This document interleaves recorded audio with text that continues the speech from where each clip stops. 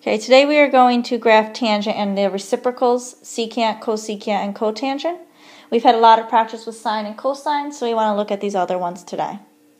Before we start our tangent graph, it's important that you remember that tangent is equivalent to sine x over cos x.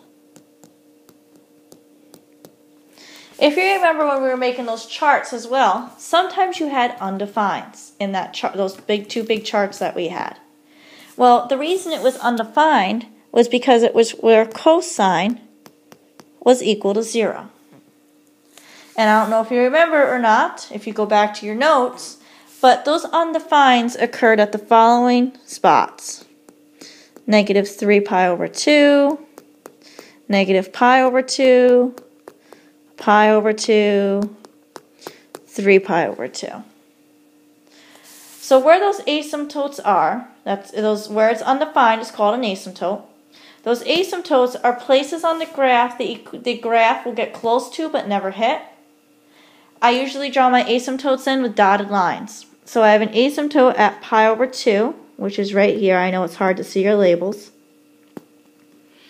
And negative pi over 2, which is right here. At 3 pi over 2, which is at the very end. And at negative 3 pi over 2. So those dotted lines represent the asymptotes.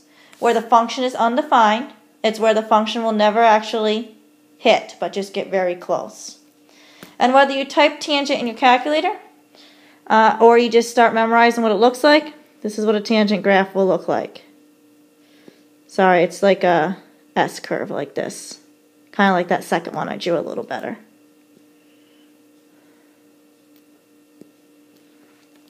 So that's a tangent curve. The period is how long it takes to complete one cycle. One cycle is what I just drew in black. I can see that it took a distance from negative pi over 2 to pi over 2. That's a total distance of pi. So my period for a tangent graph is pi. And we also have to talk about the general equation for asymptotes. The reason we have a general equation is because those asymptotes repeat themselves over and over and over again.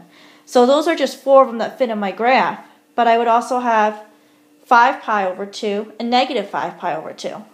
7 pi over 2 and negative 7 pi over 2. 9 pi over 2 and negative 9 pi over 2. And we just repeat, repeat, and repeat in that pattern. So the way I say the general equation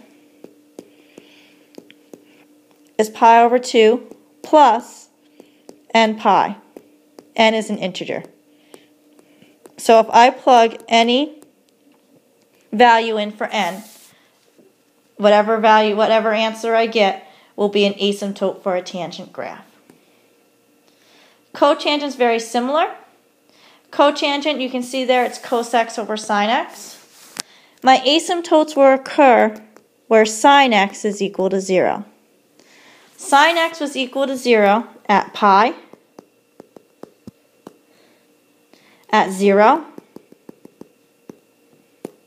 at negative pi. And those are the only ones I can fit on my graph. But it would also be at 2 pi, negative 2 pi, 3 pi, negative 3 pi, 4 pi, negative 4 pi. And it would go on and on and on. While we're talking about that, the general equation for those asymptotes is just n times pi. And again, n is an integer.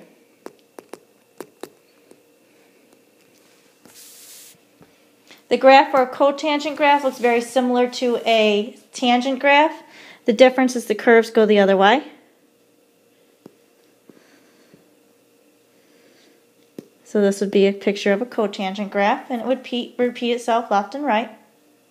The period is what I'm going to draw in blue. One cycle. It takes a distance of pi to complete it, so the period for this is pi as well. Now, when I graph cosecant, I have to remember cosecant is the reciprocal of sine. Just like before, cosecant had undefineds in that chart we drew. It was undefined where sine was 0. Well, this is very helpful for us because we have the sine graph drawn right here. And we can see it hits the x-axis, or it's 0, where I put those dots.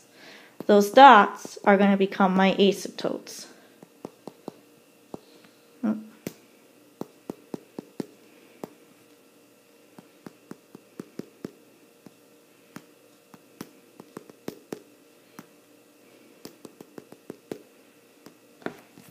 So in this case, my asymptotes are at -2 pi, -pi, 0, pi, 2 pi. And you can say again your general equation, same as it was for the previous problem, is n pi again. N is an integer.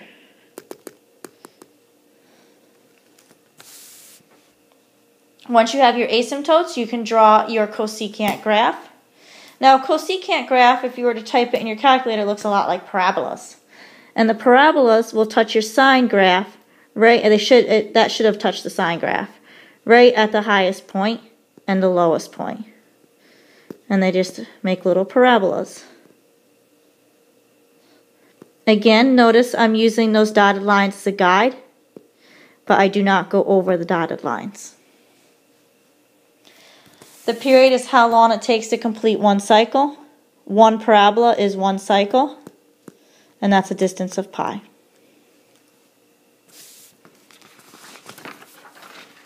For graphing a secant graph, which is the last one we have to draw,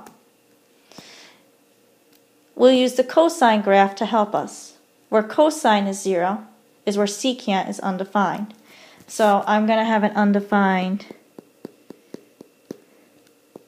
at these locations where it hits my x-axis.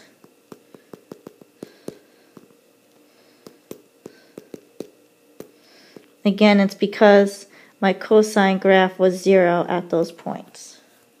Those particular points are -3 pi over 2, -pi over 2, pi over 2, and 3 pi over 2. A secant graph looks just like a cosecant graph. At the highest points of the cosine and the lowest points is where you would draw your parabola.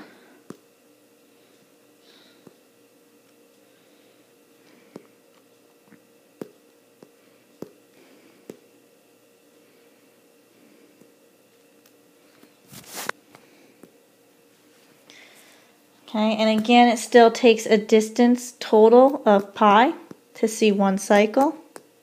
So my period is pi. And the general equation for the asymptote is the same as it was for the tangent graph. It's pi over 2 plus n pi. Again, n is an integer.